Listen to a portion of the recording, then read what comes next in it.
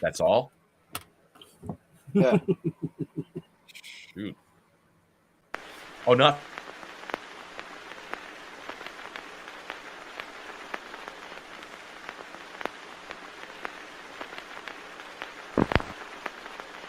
Every 10 or 15 years, a film is produced that is so overwhelming, so forceful in its impact, that it becomes deeply embedded in the mind.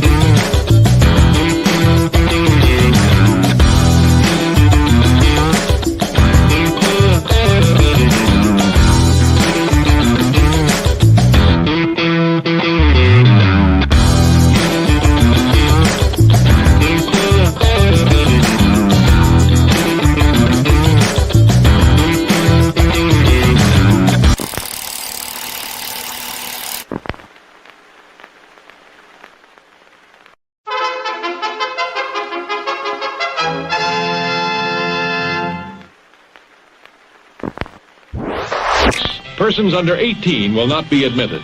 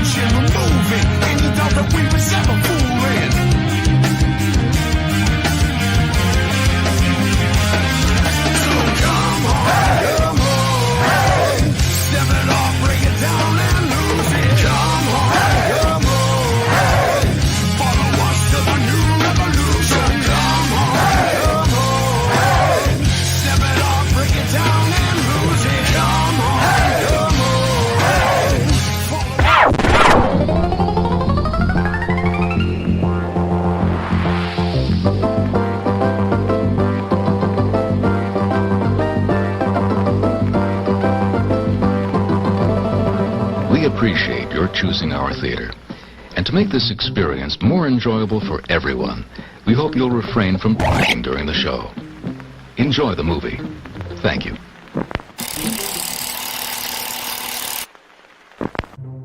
Everyone thinks because you're a zombie, you don't know good coffee.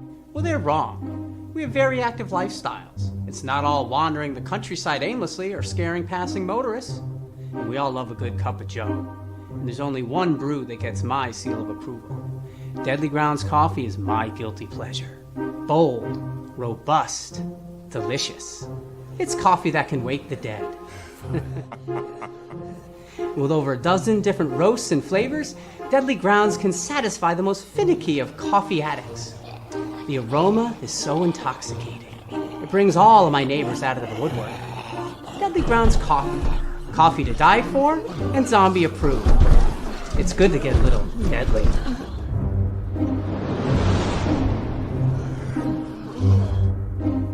Use the front door! Oh, they're so disgusting. Hey, happy Wednesday, everybody. You're watching Still Toking with. My name is Leo. I'm the one behind the keyboard here. We have a amazing show for you today. I'm going to do the introduction just in a minute, but before we do that, Benjamin, how's it going, bud? It's going awesome, actually. Awesome. I'm really psyched about the guest tonight. Oh, yeah. I've had the pleasure of seeing this gentleman on multiple occasions. Blew my mind. And then ran into him at a convention and got to chat. And he's just an amazing person. I mean, it's that simple. Well, I'm done. Go to Jeff. Hey, how's it going? It's going great. Happy Hump Day. Happy Hump Day, yeah. It is Hump Day, right? Yeah, today's Wednesday, right? Happy Hump Day. Yeah, I don't. My wife was very interested in having me be a part of this show because she said I might kind of need the influence from this dude. At least that's kind of what she's telling me. You know what I mean? So, did you want to do the intro, Leo? That's what you said. I was instructed that I needed to do the intro for some reason. Yeah, he was sent an email with something specific. Oh, really? Yeah. Wow. Okay. Yeah. Well, because I was gonna fuck it all up anyway. Well, you always do that. Well, not always. It's random. Well, you never know. Always on purpose. Right? So, Leo, I'll let you do it, man. Anyway. So I'm excited for it because I absolutely love the show. But so if you remember, the CBS had an amazing show called The Mentalist. So tonight we're bringing The Mentalist to you. Our guest is actually The Mentalist was based off of him. And he's had many television appearances. He performed in 23 countries, has appeared at the White House on 5 different occasions. Please open your minds and welcome the man who knows what you're thinking, America's master mentalist, John Stetson. How's it going, sir? Oh, it's going great, man. It's good to be here. Great to have you. Yeah. Thanks for joining us. Oh, sure. How could I not take up this invitation? Wow. So is the Just brick wall behind? Ways, that's okay. Yeah. My first question to you is the brick wall there to like keep stuff from the outside coming in? It goes both ways. It goes both ways. Okay. Yeah. I have special instructions on the door over there that says no, do not let me out under any circumstances. Oh, okay. No matter what I say, don't let me I should probably get one of those. I think that's a very good idea. This wall comes down. This is a from when we had to learn how to do virtual programs. So, back when we were all, I'm still doing them, but COVID time, mm-hmm. Right? It was so limited as to when we can go out and do things. So I put this little thing together in my Aladdin's cave of an office. Everything's fake. The wall's fake. I'm fake. Really? I can tell you he's not fake. I can tell you that because, like I said, I had the pleasure of seeing his performances on 2 occasions in my hometown. It was America's hometown. America's hometown, yes, but it's mine because I live here. And America does not live in Plymouth. That's right. Okay. Well, some of them do. Okay. But anyway, and you blew my mind. So I'm going to say he's not fake, folks. Everything around him might be, but. Yeah, well, isn't that all of our reality when you get right down to it? Right. Those shows in Plymouth we did were a lot of fun. We ran for God, I don't know, about 20 years there. Yeah, and that was a good run and good fun. And it's funny you mentioned on stage, and I think there are a lot of people who will tell you this.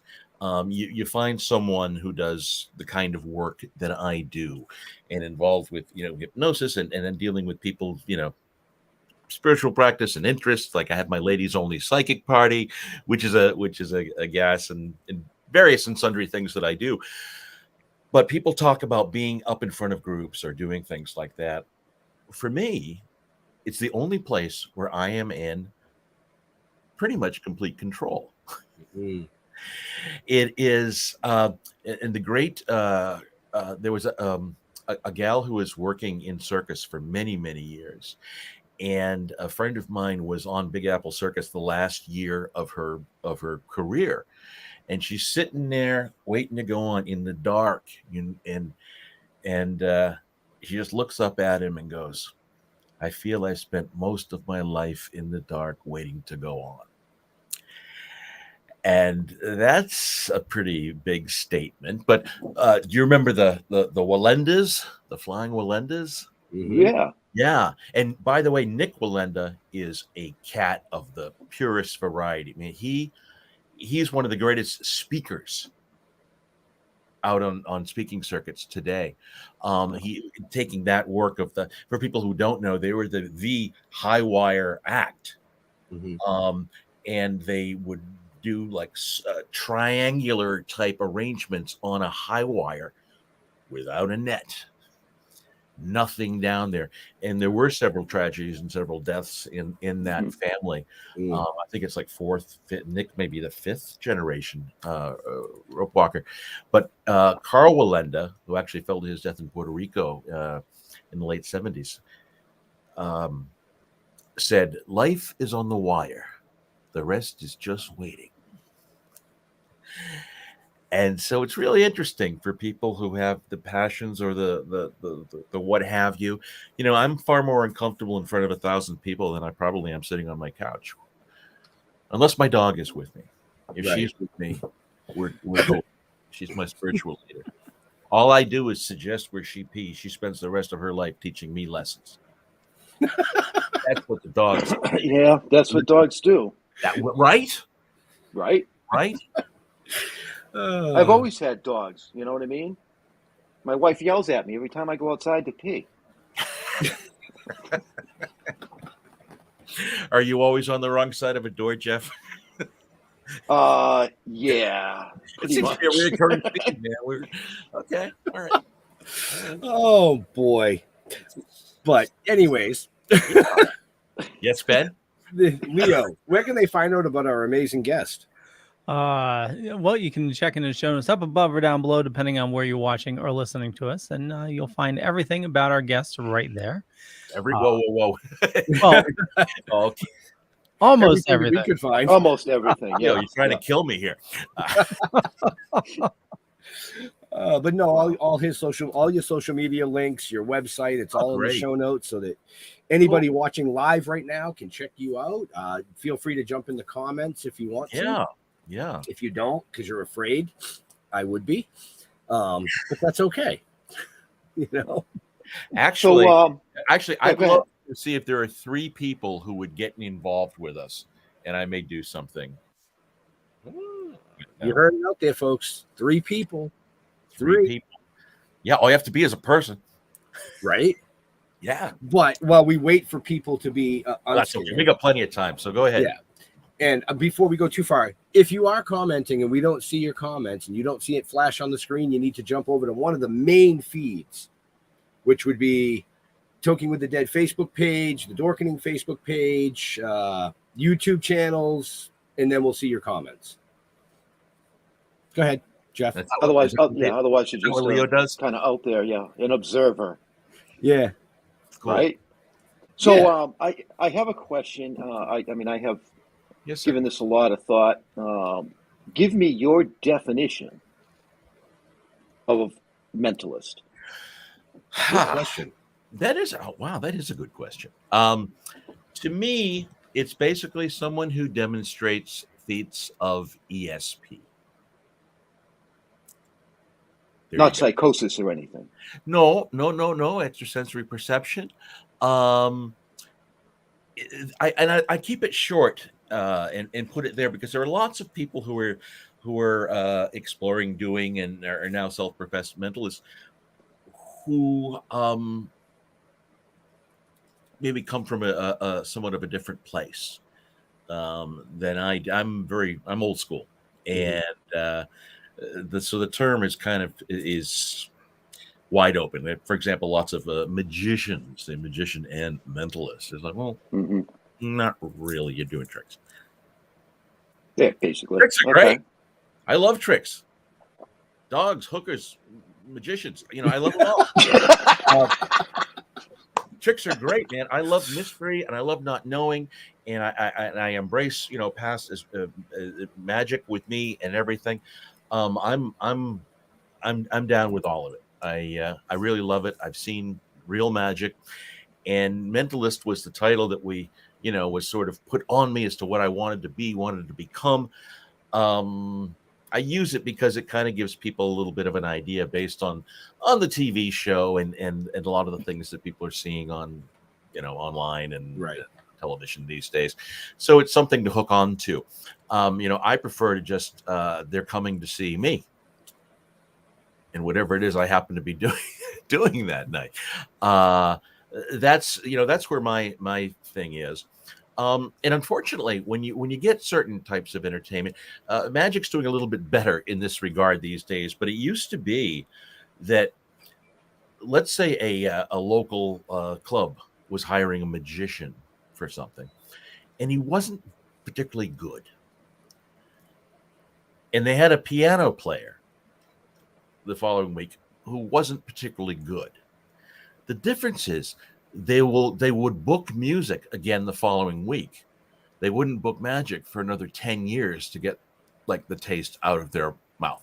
And it could just be that the guy just had a different style, or wasn't right for the room, or what have you. I'm not saying the performer was terrible, but yeah, it's interesting. Okay. Interesting stuff. So in your opinion, I've been to Vegas. I've seen a lot of the shows out there and stuff. Yeah.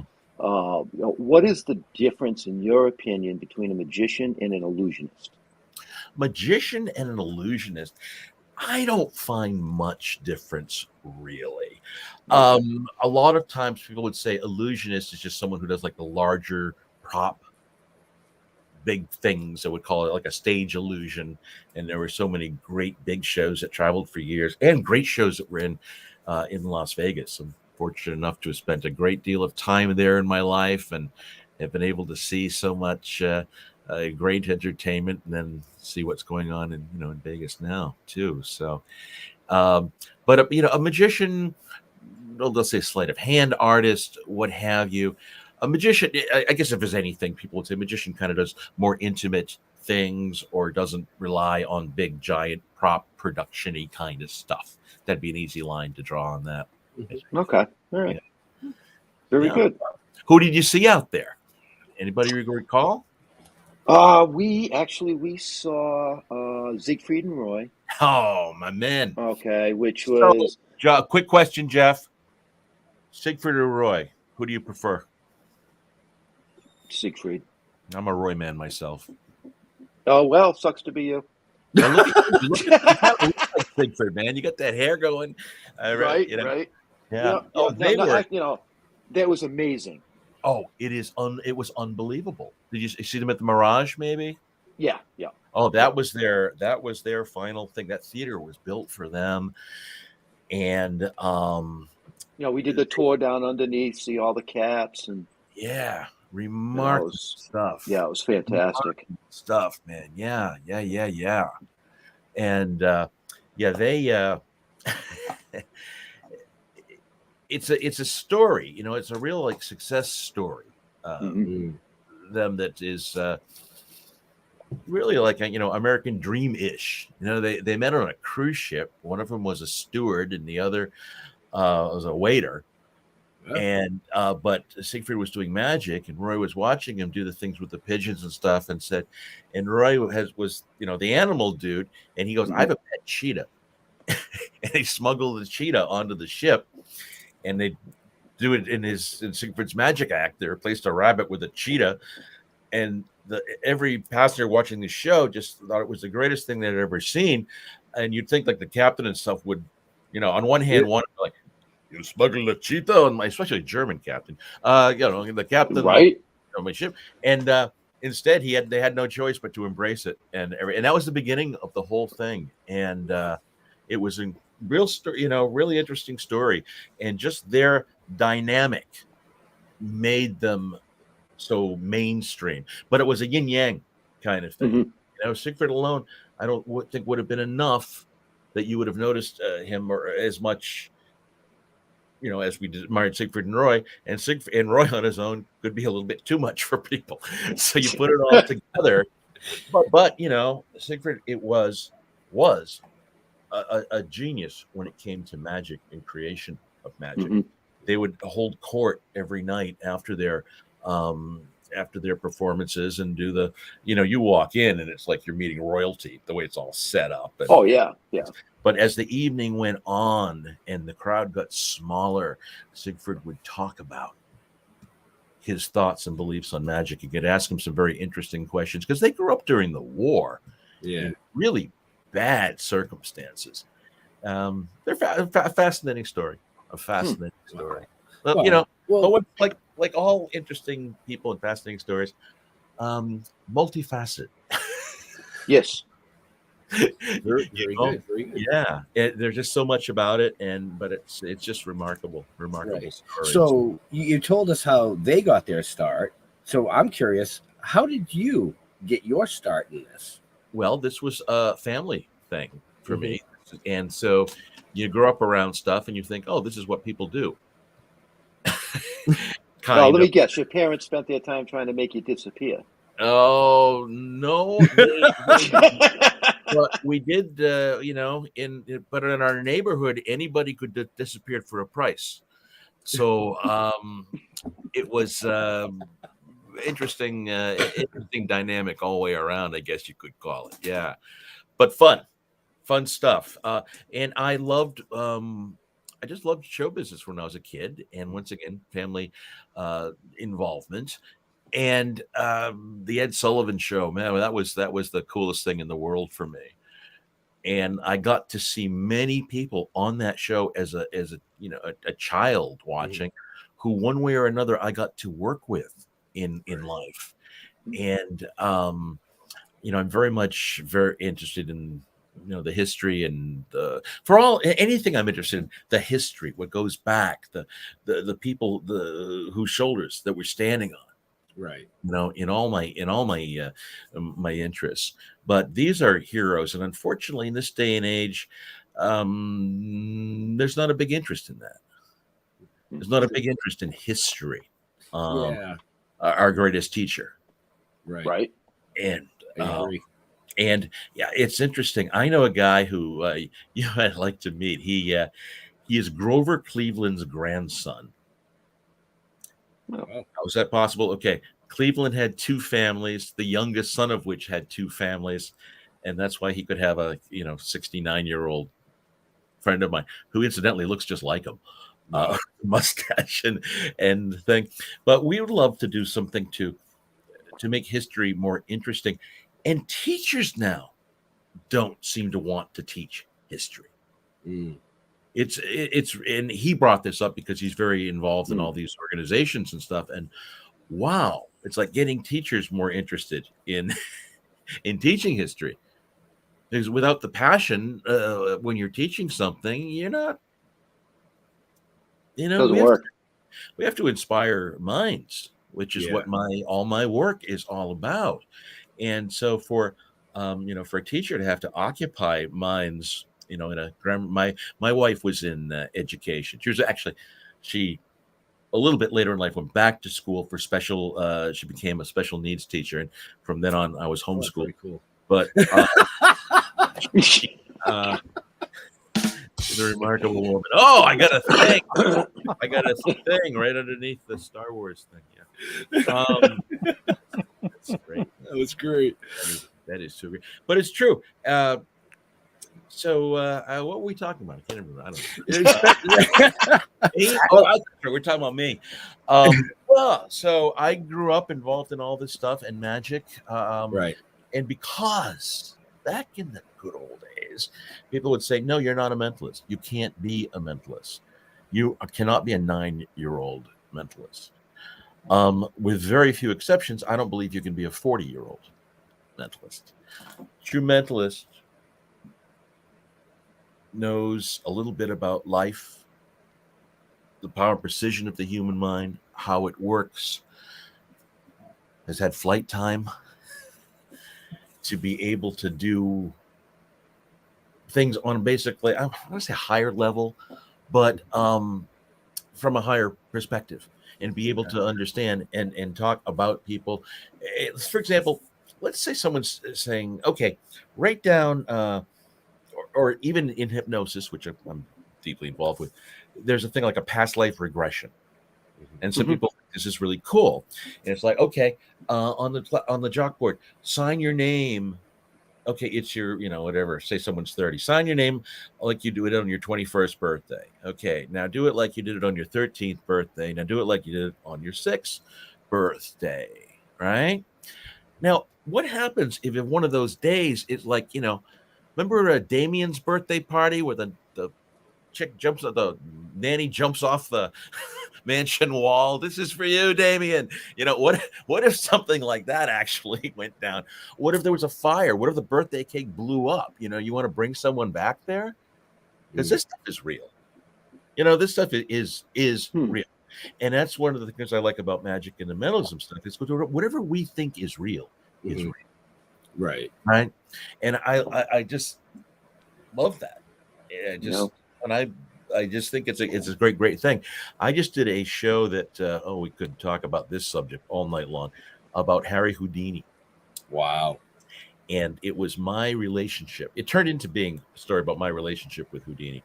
A guy I've had an almost 60-year long relationship with, who happened to die 36 years before I was born. And I had a busy travel month last month, and it was really good, except for the fact I was putting the show together, which we did in Salem. So in my head, I have to travel with Houdini. Guy's a dick, I mean, did I take that out in post? Yeah. Hey, Leo, post. Yeah, we'll fix it in post. Yeah, okay. Anyway, no, I love everyone. I love everyone. I just don't know how much I like him, but I do have a certain respect for him, a great respect for him, because there's something that he has given me that's been a big force in my life and my dealing with. I mean, everything connected with it has worked out very well for me, but it also comes from, when we're talking about multifaceted people, you learn that the gods have feet of clay, right? And once again, history repeating itself. That's just what he did to his idols and whatnot, And the one thing about Houdini, want to know a secret? He wasn't a very good magician, and that's all he wanted. That's all he wanted. He transcended magic and became such a big star. For us to better understand him, I would say he was a cross between P.T. Barnum and Evel Knievel. If that makes any sense to you. Right. And I can see that. And the whole show turned into myth and legend. It was part of the Salem Haunted Magic Show thing. There's a smaller showroom, and the last show I did there was something called Seance 27. It was a theatrical seance to contacting members of the 27 Club.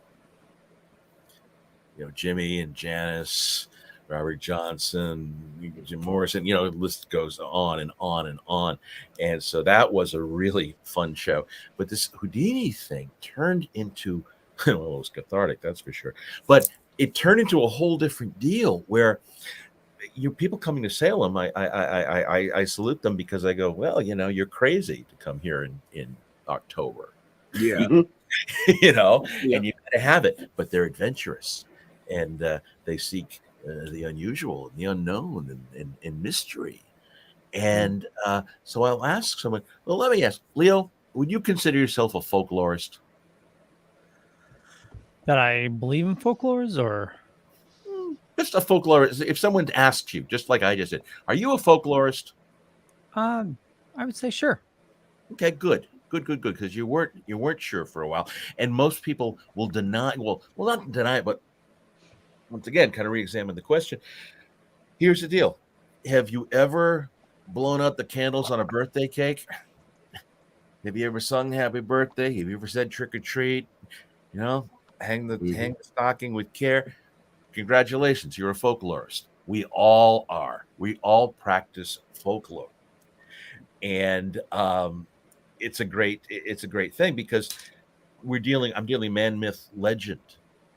And myth is such an interesting thing, and the way things could have been put together in that time and what he did in his time and place was amazing. But you know, if you sat with the world's greatest psychiatrist for an hour, the psychiatrist wouldn't sleep for 3 years. You talk about an intense dude. And but yet, you know, he was so disappointed by so many things. Interesting. It's just an interesting story. That's why I love biographies so much. Right. Once again, it's history, but I want to know, as a mentalist, what, and you know, as a guy, what makes people think? What was their thought process for doing this, for creating this, and what were their failures? I want to know their failures, because those need to be celebrated as much. Right. Without the failures, you don't have success. Right. That's right. That's absolutely right. So you've got to do that. And it's because you never, what does I say? You never grow in your comfort zone, and you're never comfortable in your grow zone. So when you're trying, so like, I'm sure the first couple of weeks, you know, you decide to do this, you go, ooh, this might not be exactly right. And you've got to, you know, it's a little growing pains, right? And that's how everything is. Hopefully. So, you know, because I say, man, when you're green, you grow. When you're ripe, you rot. Okay, what are we looking into here? T3 Comics says many of them, if you look farther into, I believe he's talking about folklore. Folklore, yeah. Looking into them, it's more than folklore, but pagan rituals just changed to match other meanings. Interesting comment. Don't know if I understand it completely, but I believe I get it. Right. He actually had a question as well that I saw. Oh, cool, man. There it is. Yeah. He says, what do you think about all the major people from TV being exposed as fake? How did that change the way you do things? I believe we're referring to these sort of expose, how magic is done type specials. Early on with Fox, I don't know if this is the case, but for many years, their highest rated entertainment program was a thing called The Masked Magician. And it was some dude who we eventually found out who it was, in a mask, exposing methods to magic. Yeah. And what made that really big was the idea of controversy. Because back then, but even back to, say, you know, a television special, like when the great magician Doug Henning did his first thing, he copped a Houdini piece where it's going to be live television. He's going to be in a tank of water upside down, and he could drown, kind of thing. Right. And so, hey, I want to tune in, man. This is live, and this dude could die doing this kind of thing. Because America's a funny place. Nobody wants to see anybody die, but everybody wants to be there when they do. So, you know, there's some element of danger to it, or what have you. They'll do it. Same thing now, some level of controversy. And I think that this masked magician thing kind of almost started reality television. You know, first of all, from a productive standpoint, these cost nothing to produce. You know, you look at say one episode of Law and Order, you know, and see like, well, that must cost a couple of bucks to do. And you look at all these reality shows, that's, well, this costs nothing, right? In the overall scheme of production. These things became popular, but once again, they became popular because of controversy, because of outrageous stuff and statements. Getting more back to the question directly, I say go to higher ground is how I would deal with things and situations. I really believe in staying in my own lane, and I for example, the expose television shows or videotapes that they made, videotapes, that's how long ago it was. Yeah. Oh man, I never forget the day I lost cool uncle status. I called like an iPod, a Walkman, and like, dude, you had us and you lost us, man. We're now, man. Yeah, what are we gonna do with Uncle Johnny? Right? Yeah, man. I don't have issues, man. Oh, we all have issues, but no. Yeah. National Geographic has issues. I have freaking problems, but we all do. Okay, our problems are there, man, and we're all such incredibly flawed human beings. And getting back to the whole question, what do? I seek higher ground. I try to do things that might be of a little more interest. I try to make it more about the people than about methodology. I think that one of the things when you're talking about, say, mind reading kind of thing, as we spoke earlier, if I'm asking someone to think of their mother, write your mother's name down. Now that opens a whole that you could be going in a really bad place. Yeah. And people, crying and things of this type, which will happen at certain performances. But once again, how the situation is handled, what the people and those people who have had that kind of emotional reaction have come and thanked me afterwards. But I don't think a 20-year-old can handle the situation necessarily. No disrespect. But you have to be equipped to know what that thought entails. To just cavalierly go out and say this, it's like, okay, all right, this is one of my little problems. Not problems, but I question amends programs because, hey, Leo, I just thought I'd drop by. Remember that really nice watch you had in 1995 that I always admired and you lost? Well, I stole it. Oh, and by the way, I was sleeping with your girlfriend at the time. Hey, feel better. See you later, man. Bye. This. Now, well, shit, I want the watch back.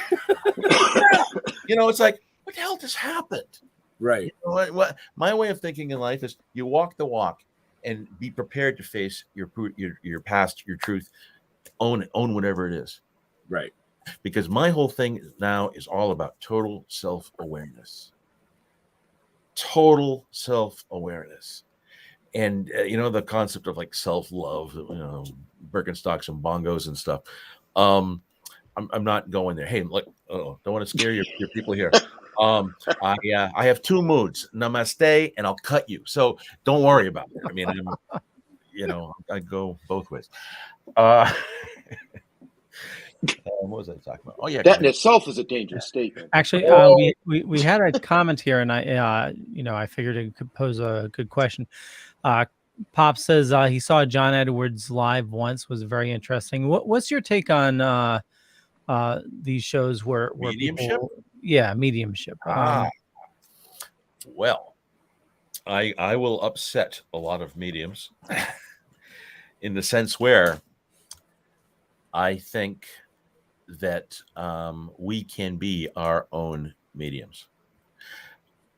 There was a fellow and I'm sorry, I do not remember names here, from the New York Times who was going to do like a hatchet job on a medium. Not knowing this person, I mean, I'm sure did a little online research, but never having seen them. And what he said in this article, I found so interesting, especially because it was a New York Times thing, that he went with that intention.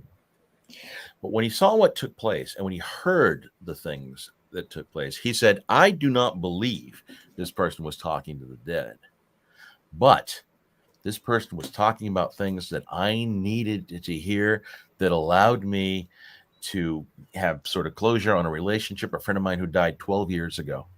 And I've been having the hardest time dealing with it. And as a result of seeing this person, listening to this person speak, their take on death and dying and afterlife,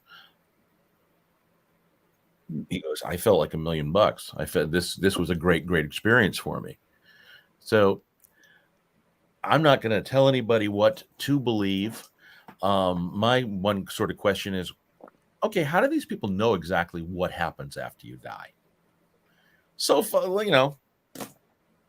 all I heard that one guy came back once and he didn't stick around long enough to explain it to us. Right. So they're so specific and they're writing books on it. What does this mean? What does that mean? Huh? Weird. But I like John Edward for a very, very special reason.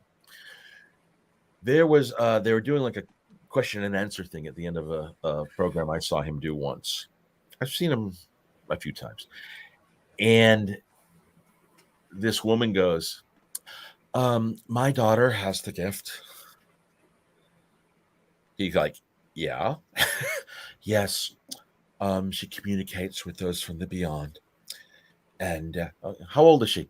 Oh, 2. Okay. From the beginning. And we are just so fascinated. And John goes, okay, let me stop you right here. This could very well be happening, but this is what you owe your child. Do not react to anything they say in front of them. If your jaw drops, go like, and walk into the kitchen and come back. I suggest you keep a journal of everything that happens. But basically what he was doing was he was protecting the child. Mm-hmm. And a cat in his position, especially in a live event without being televised and stuff,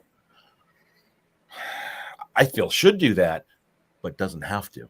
Right. The majority of them don't. Now, at the same time, even getting back to, like, say, Houdini days, he originally was looking for truth about. I mean, he believed in the afterlife, and nothing meant more to him than his mom. And after the mother passed, he didn't work for 2 years and was involved in all this stuff. And then later on, at the end of his life, he reinvented part of his career to debunk fraudulent spiritualist mediums. Now, here's one problem. Spiritual church, it's a church. I do not believe in attacking churches in any way, shape, or form. Right. I'm not going to call down someone in their religious beliefs. And that's dangerous territory over there for anyone to tread on. I say what you believe is real. You're in or you're out. And if we're talking about placebo effect, what placebo effect it has on the brain and is documented, oh my gosh. To me, you sell me a placebo, I'll buy an 8-gallon drum every single week and soak my head in it if it works.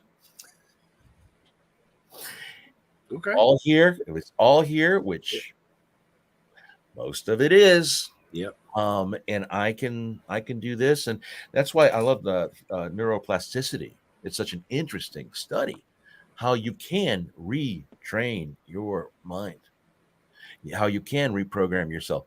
People who have healed themselves from post-stroke kind of thing. It's a fascinating study. I mean, it's a study more than a study. It's a thing. It's Right. a huge thing.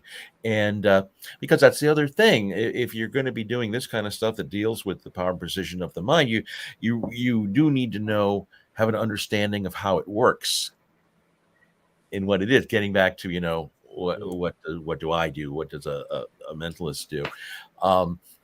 So it's demonstrations of influence, and we all communicate when we're not speaking. And at the same time, people go, oh, you ever written a book on body language? I'll go, yes, I will write a book on body language. It's going to be called bullshit. I don't believe in body language books and things like this. We are human beings. We're born with an instinct to understand this as long as we are present. And once again, I add self-aware. The thing I was going to say about self-love before, in case anybody was listening, was without total self-awareness, what are you loving? You're loving something that's ego-based. Right. And so much of everything is ego-based. What's that phrase? Your ego is not your amigo. But people say, hey, man, I don't have a big ego. You don't have to have a big ego. You have an ego. Everybody has it. Everybody has to be aware. Last time someone's stuck in traffic, you see the knuckles getting white, they're banging the wheel, they're doing all this stuff, and totally taking it personally, right? So the ego, and that's all ego, and the ego is saying, I do not approve of this traffic. So what that translates to is you are morally superior to reality. Wow. You are morally superior to reality because you do not put the traffic in front of you. I don't deem it right, but it doesn't. I cannot accept this. Are you reading my mind here? What's going on? I was just going to say, traffic doesn't bother me if it's like stop and go traffic. It's like, okay, I'm in traffic. Yeah. What bothers me on the roads is stupid assholes that do stupid shit. That gets me angry. Yes. I love everyone. But let me tell you about those assholes. We were talking about this today. Here's the thing. I just want to stop for a second. I just find it funny that you guys are complaining about bad drivers and you're from Massachusetts. Hey, stay in Connecticut. Hey, Leo, I'm driving through Connecticut tomorrow, and I'm going to be looking for you. I have his I'll address. be there, man. I have his address. Well, yeah, but then again, if I'm like, okay, if I'm stuck somewhere, I go, okay. The whole bottom line is we can't control reality, but we have total control over our response to reality. Mm-hmm. Total, maybe not our initial reaction, but our chosen response. And that's why silence has become one of my best pals, man. Trains piss pops off. Yeah. Oh, wow. I like trains. That's too bad. I like trains. Yeah. Great. We're talking about Jennifer Coolidge the other day. She had that great line from the Mighty Wind movie. Beautiful thing. She's playing this crazy publicist. And the dude says, my hobby is model trains. Because, thank God for model trains. Because without them, we would have never had the idea for the big ones. I just... Is that like why'd they put the deer crossing sign there? That's a bad spot. That is...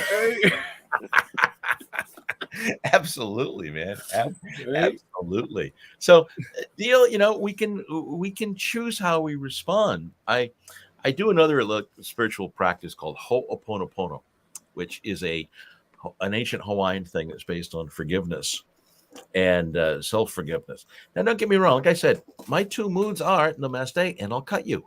I get it. We're all like this.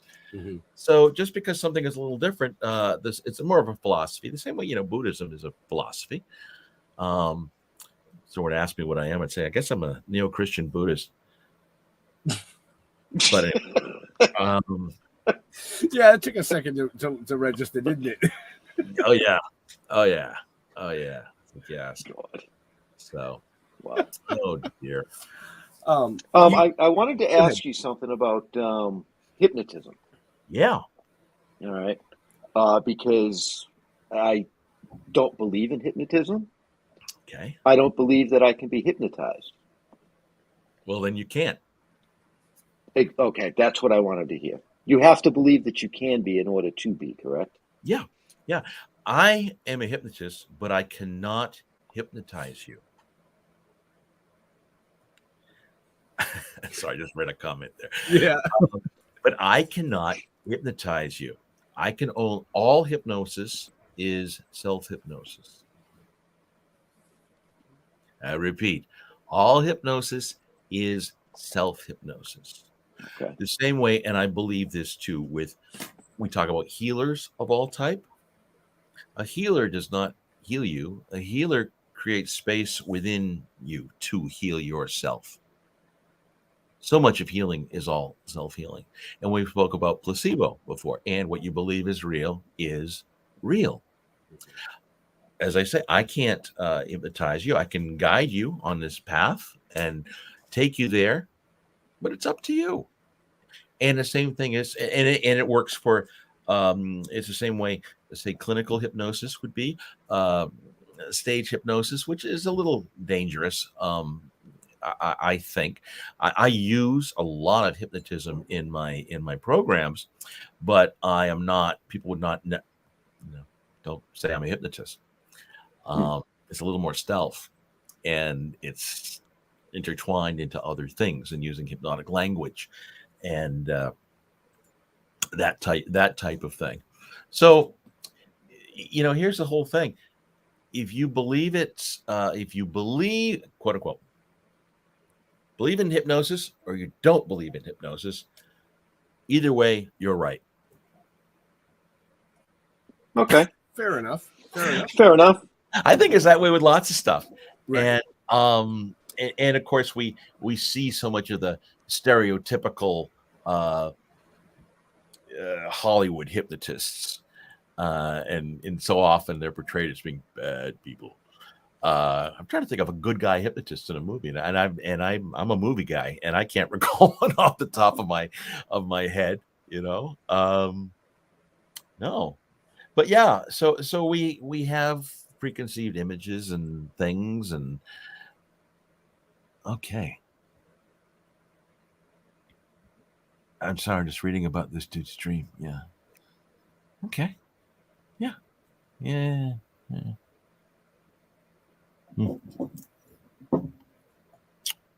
Well, seek help. Start or stop drinking. Well, stop drinking. Dreams can get pretty bumpy and buzzy. I get and it's yeah. And once again, it's all this stuff is down there. All this stuff is in, this bottomless pit of our subconscious. Everything we've ever seen, anything we've ever felt, anything that's ever happened to us is down here and can come up at any given moment based on the trigger. And your subconscious mind cannot differentiate between good and bad memories. It can't differentiate between, it doesn't understand sarcasm. It doesn't understand cynicism. These are things that do not count in the subconscious world. And once again, it's whatever we see, do, happens, it triggers something. And it comes up and comes down like one of those soldiers with a parachute, but it gets clogged up over here before it can get down to ground zero, where you can have a logical,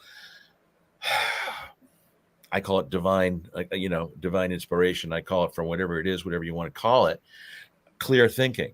I've been a TM guy, transcendental meditation guy, since the 70s. And it's the same thing. When I'm in practice between my Ho'oponopono stuff and being aware, being totally aware, being totally here. Because if you're not here, first of all, this is all there is. There's no future. There's no past. They don't exist. This is all we got. And this is, this ain't no guarantee, right? Right. It's like, wow, this is great. This is really great, being here, being present. I always say to people, if you don't believe in a natural, say, sixth sense, I hope you believe in the other five. And when the other five work together, like in concert kind of thing, it wakes up that intuitive thing. Like we talk about body language. It's all there if we're paying attention. I believe in some things that are kind of out. And the whole concept of the mentalist is that there's no such thing as anything, quote unquote, psychic. See, we're all just looking at the same thing from different perspectives. Is what it is. We're all calling it something different. It's kind of the absurdity of life. I think most of us are looking at the exact same. We're all looking at the same stuff, but just from different ends. Someone says, okay, well, that means you're just paying attention. Well, for example, hypnosis. So I can't be hypnotized. Okay, then you're right. I can be hypnotized. Then you're right. It's just a different thing. And so when I say I want to be totally present, because it allows me, it wakes things up and I can listen. And the thing is that you guys one of the things I'm really admire about you guys on this show is the way you guys communicate, the way you listen to people who are sitting here where I am. And because as a civilization, the big part is people more often listen to respond as opposed to listening to comprehend what's being said. That is that's just a huge thing. And I want to make sure I comprehend when it gets interesting and intense and everything, or just present. I want to be here. I want to comprehend what someone is saying to me. Because let's face it, half of the greetings and things are just grunts. How are you? God forbid. How are you? Imagine if someone actually told you how they were. Right. Yeah. I introduced something, some of my corporate speaking kind of things. I said, let's take all that out and basically exchange it for the expression, tell me something good. Because first of all, nobody's listening. How are you? Oh, my aunt died this morning. Oh, that's nice. Have a nice day. Right. You don't listen to that. So I love to kind of stop people in their tracks. Go, tell me something good. Huh? Oh, good. Nothing. There's nothing good going on in your life. Gotta be something. And so like every kid's at the little supermarket I like. I get out of work early. Well, there you go. That's good, right? Yeah. And then once you start thinking about good things in your life, you can't stop. Right. It opens the floodgate to that kind of thing. And it was interesting. So I brought this challenge to a few different companies as part of a program, and it's been very successful. Wow. It really has been. I mean, It'd be interesting to do a test. Yeah, it would be. Yeah. Take a group of people, and one of them every day you ask them, what's good, make them think good, and the other half would be like, so what sucks today? and after about 2 weeks, see the personalities change of the two groups. You are spot on, man. Spot on. It'd be fun. I just like to fuck with people. That would be really fun. Oh yeah. Oh, Leo, that's half the fun. Leo, it sounds like a new show for the network. Jeez, you just want to see the world burn, don't you? Okay. No, it's 50-50. It was half, this half, so thinking good things, this half's not. Yeah, we could do a mind control show. I think that'd be really fun. Oh boy. It is. So I wanted to back up all the way to the beginning, because you said something and I caught it, but nobody said anything. And I'm curious. You said you've seen real magic. Yeah. Would explain? I've seen things that I cannot explain. I have seen what I guess people could call miracles. Some of them are very personal, and I don't like to. I don't mean for me. I mean like for the things that I witnessed, and when I've seen things happen that have just. I'm blessed in a background in deception, con man stuff, old show bit, the whole thing. And some people, when I was doing things in, say, a more of a, kind of like a new agey kind of place, and I have opinions on all that too, but I do appear in a lot of those places, would kind of go, oh, well, he's not real, he's, oh God, doing tricks and all this kind of stuff. And it's like, hey, I'm totally honest and open about all of it. But I go, who better? Would you feel better if I was a plumber coming to this, coming to more of the spiritual end of things and speaking to you about how people think and ridding stress, anxiety, and all this kind of stuff? I think my background, because I know so many things that are fake, it allows me to identify things that are real. And once again, based on what I see in my beliefs. And are there demons walking on this earth in human form? Absolutely. I had one move into my house once. I should have known it was my wife's funeral, and the cat showed up with luggage. For our viewers, that's a sign. And he came right into my hermitage and stayed for like 4.5 months. And the things that happened were mind-boggling. We're just and I go, oh my God. And I've known this guy for years, and he's allegedly a spiritual guy, but we've done things, things of a spiritual nature together, but we've done things, we've been to Lilydale and all these places and things. So I'd run with this guy a little bit in the past, a lot in the past. And I learned that the cat stuff was so evil. And I believe it. I totally believe it. And people have these experiences. And man, at the same time, have fun. So you're calling it, you've seen real is it more the unexplained? A lot of the unexplained. I've seen healings that I cannot comprehend, but so have many doctors. Mm-hmm. Uri Geller. But is that magic? Well, where do the two separate? You know what I mean? All right, yeah. I've seen things that, and we could, you could say, oh, was there any kind of hallucinogenic involved? And what do we have a comment here? T3 says, I still can't get over him say stop drinking, because that's exactly what he had to do. Had problems with fighting and getting arrested, which was senseless violence. You got it right. Yeah, man. We all are just, we're all fighting demons in each and every day. And when it comes to drinking, if someone says drinking is a disease, I go, no, it's a symptom of what's wrong with you. It could kill you, but it's a symptom of what's wrong with you. Why are you drinking? What is the thing? What do you not want to do? What are you running away from? What are you hiding from? And there's a great thing. Oh, pour me another drink.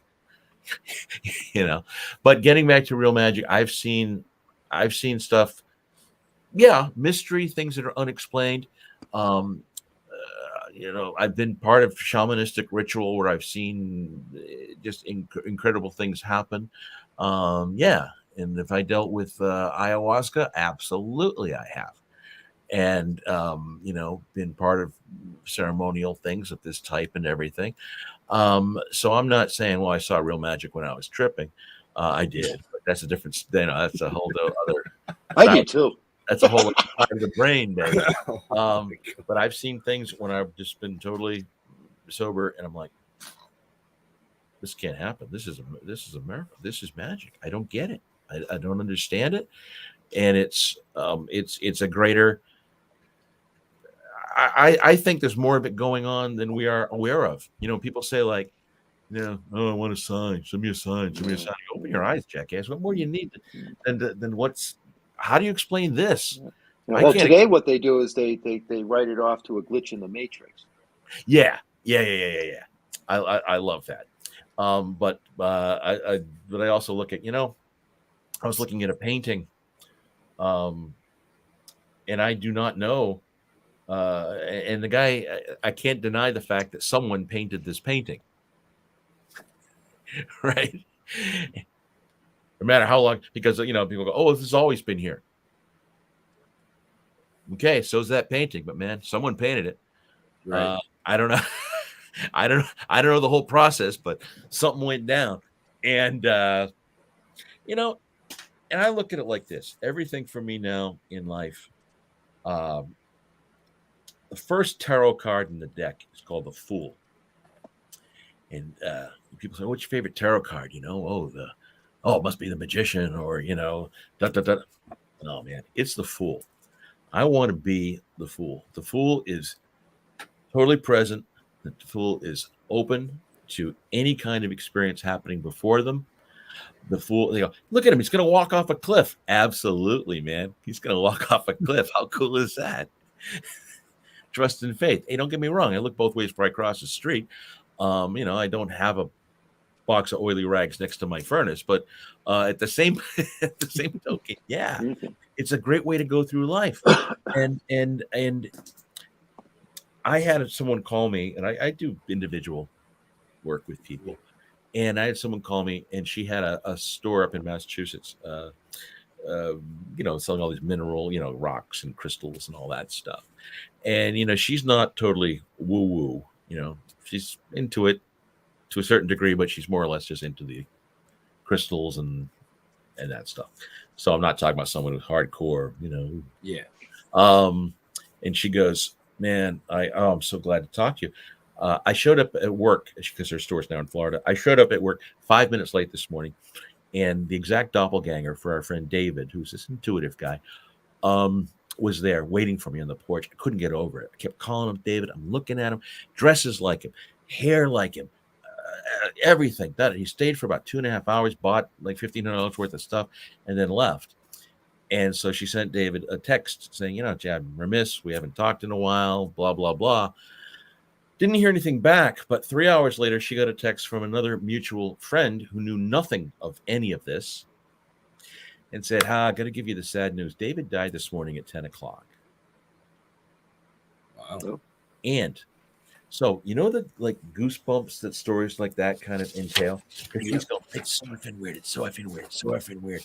It hits me like a ton of bricks. I go, no, it's not.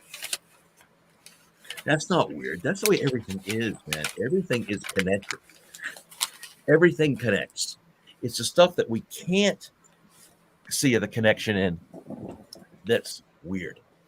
Right. That's the way I like to look at it. And, Einstein said 2 ways to look at life. When everything's a miracle, when nothing's a miracle. I live in the miracle camp because it's more fun. So, Absolutely. So that's the case. Shame on me, but that's, it's more fun to look at things and go, this is great. Hey, don't you love guys like, I don't remember comic, Rich Seisler, such a great guy. Rich would be like, this is the greatest apple I've ever had in my life. This is the best piece of pie I've ever had, man. This is great. What a great moment this is, I'm so, and he meant it, and it's like, he kind of chose to go through life, and he experienced everything like that. It was really, really cool. So to me, everything is a magic eye painting. You remember those damn things where you'd look at them and you go like, I don't see it. I don't see it. I don't see it. It'd be like, say like with a sponge, like sponge art. And you go, what the hell? And then all of a sudden you go, I see it. Yep. I see it. I see it. And you can't unsee it. That's every mystery in life to me. Every mystery in life is that. So here's the cool part. I will eventually see it. They go, when are you going to see it? When I'm supposed to. What if you don't see it? Then it wasn't intended for me. Right. Good point. So it's a great way to eliminate the stress and the fear and everything. And then once again, being present. You project forward. What are you doing? You're manufacturing fear, anxiety, stress. Going backwards, generally you get depressed. Only here can you feel some serenity, some peace, the whole thing. And that's why I'm so big on meditation and stuff. And anybody can meditate if they have a good understanding of what how it's going to work for them and what it's going to do. One of my friends and teachers, I say sometimes, I had a hard time with a meditation schedule. Because I was kind of feeling, it's like taking a nap, kind of thing. And he goes, oh, schmuck, listen, your meditation is your work. I kind of took it as more of like a reward or something. It is your work, man. You do this events twice a day. It allows me to get so much more done, to accomplish, to reach my personal potential. And I'm in a great place. And I'm able to just go, that's nice. Steve Martin came up with had a great thing in an interview once with Stern. And when Howard was asking some stuff where he really didn't want to go, he responded by saying, yeah, I really don't have an opinion on that. And then he did it 2 other times in the interview. And I'm like, oh man, it's a thing. It's a thing he does to diffuse it. Like, most people, have a problem with a particular word, I need to teach them how to use the word. The word is no. Mm. No. Yeah. Gregory Peck, the great actor, he wouldn't use the word no very often. He would say, "It's rather unlikely." What a great way to say the word no to people, right? Right. I usually say doubtful. Well, I thought, Jeff, you'd say "fuck you," but that's a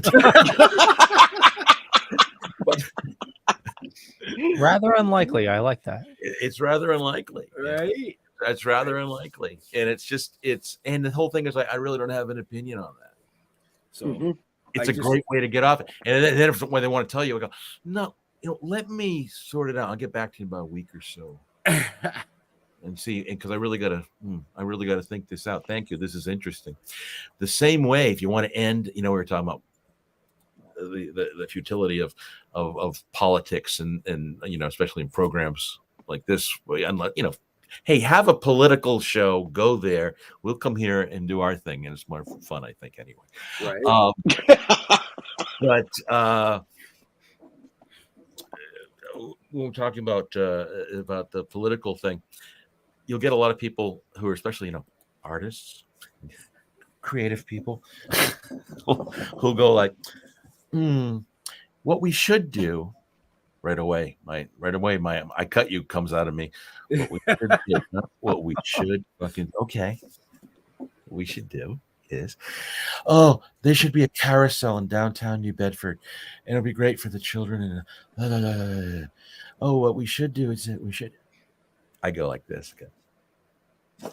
Wow, that's really interesting. Hey, I got to ask you a question though. Do you pay every penny of your income tax? Every penny that comes in, do you pay the tax? You claim every dime you make on your income tax? No? Well, then I can't respect the right to have an opinion, but I'm not going to listen to it anymore because this is hypocrisy. Have a nice day.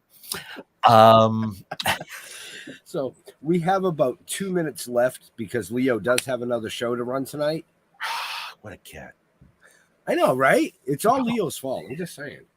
This is great. So any Okay. last thoughts or questions, or go ahead. Well, I wanted to bring up his. You've got a new podcast you got doing? We've just today decided to do something associated with my Stetson Circle podcast, and the Facebook page that has daily affirmation, motivation, confirmation. All the Asians live there, and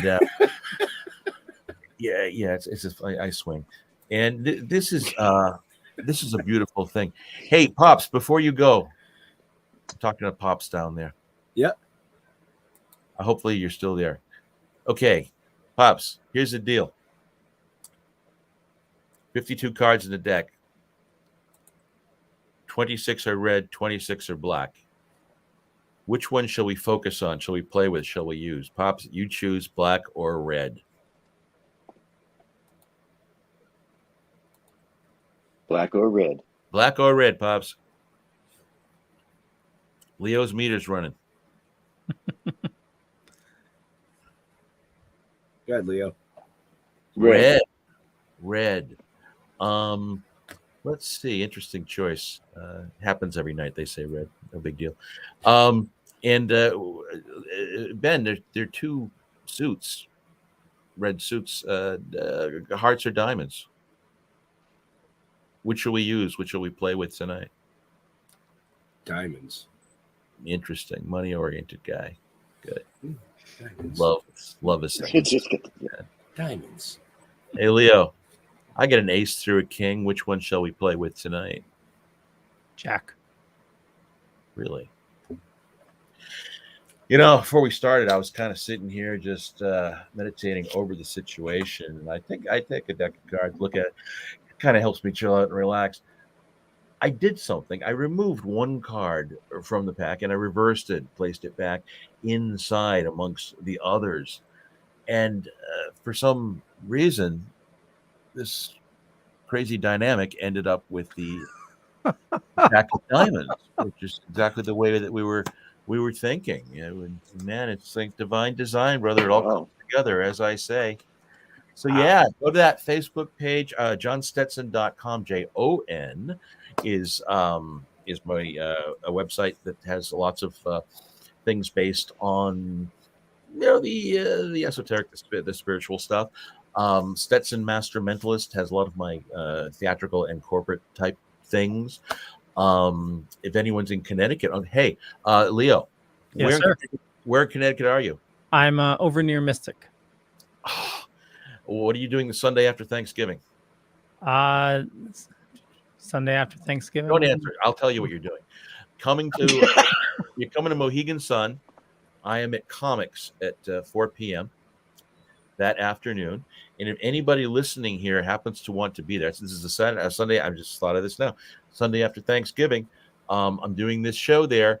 And if anybody would like to be our guest, you can send me an email, and I will arrange for a ticket for whomever would like to be with us. Yeah, and I may want to be in on that. Well, come on down, Right?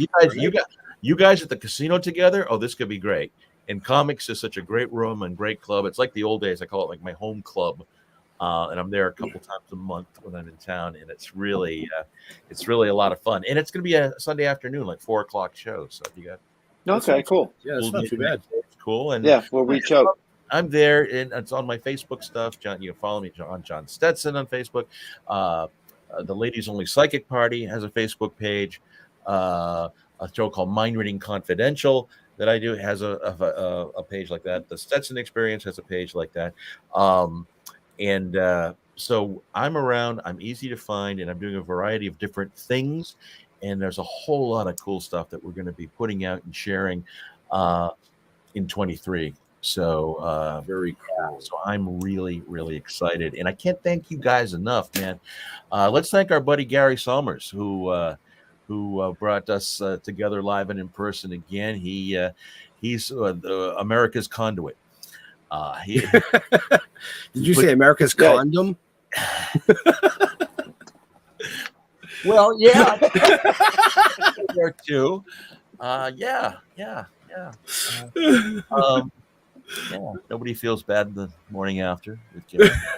Right. Wow. But he brings people together. That's what I love, man. He practices divine design.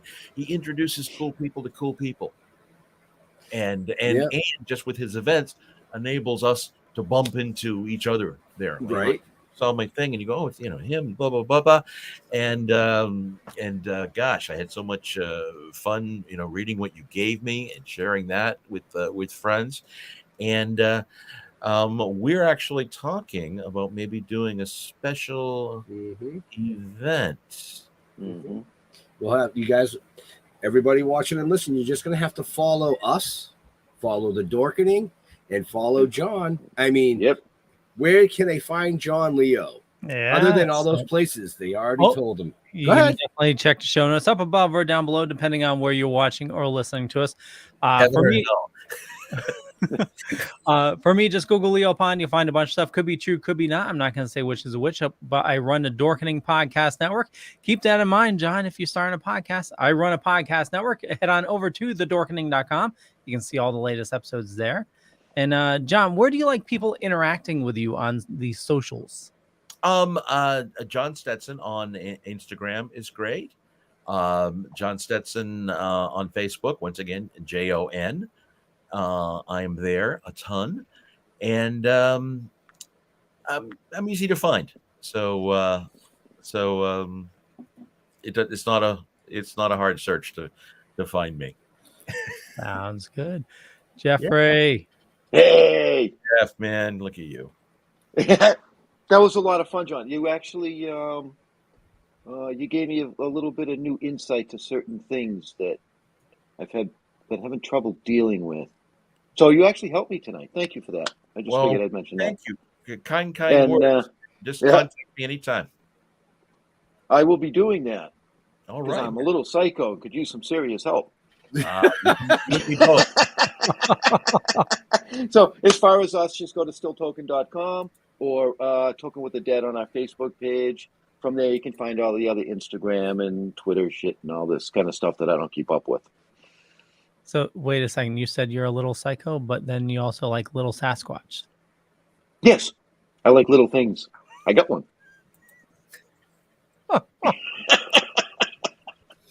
Oh my God. Well, I'm glad you kept that till the end. No, but seriously. That's what she said. Yeah, right. So we want to thank John for coming out and hanging out with us tonight. You can interact with him, like you said, in the show notes up above and down below on his pages. But the best way to interact with a gentleman like this is to actually get off your ass and get to the show. He's going to be at Mohegan Sun after Thanksgiving. You people need something to do. You're going to walk off all that turkey. I mean, come on. Go down there and see him. You won't be disappointed. Trust me. John, when we close up the show, just hang out for 2 seconds if you don't mind. Sure. And to all our veterans and first responders, we want to thank you for doing what you do so people like us can do what we do. Stay safe. We're out of here. We'll see you Friday. We have a special coming Friday. So we'll see you Friday and next week on Wednesday if you can't make Friday. Bye.